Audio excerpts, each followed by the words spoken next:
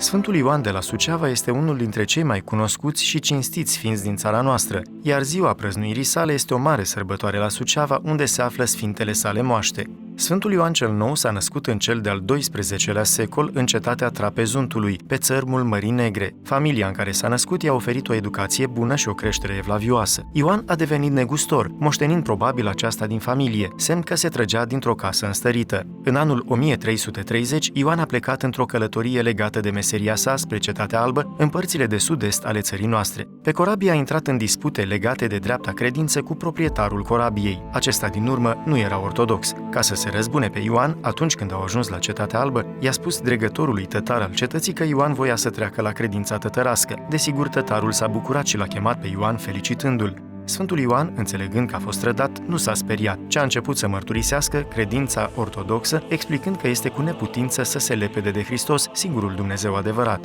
Mai mult, prin cuvinte pline de înțelepciune, a început să explice acelora de ce ar trebui ca ei înșiși să vină la cunoașterea adevărului creștin.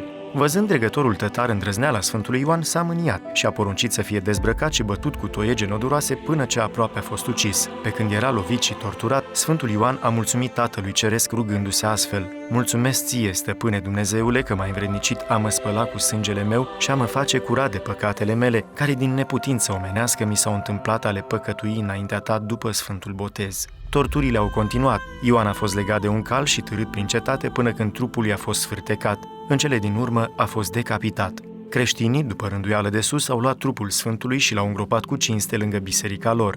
La mormântul Sfântului Ioan au început a se săvârși multe minuni. Pentru că devenise vestit și în locurile noastre, domnitorul Moldovei, Alexandru cel Bun, cu binecuvântarea mitropolitului de atunci, Iosif, a adus moaștele Sfântului Mare Mucenic Ioan cel Nou în cetatea Sucevei. Sfintele moaște au fost depuse mai întâi în biserica Mirăuți, fiind mutate mai apoi în noua catedrală ctitorită de domnitorii Bogdan al III-lea și fiul său Ștefăniță. Sfântul Ioan cel Nou de la Suceava este la fel de iubit și astăzi, când zeci de mii de pelerini își îndreaptă pașii spre el și cer rugăciunile și mijlocirile sale înaintea bunului Dumnezeu.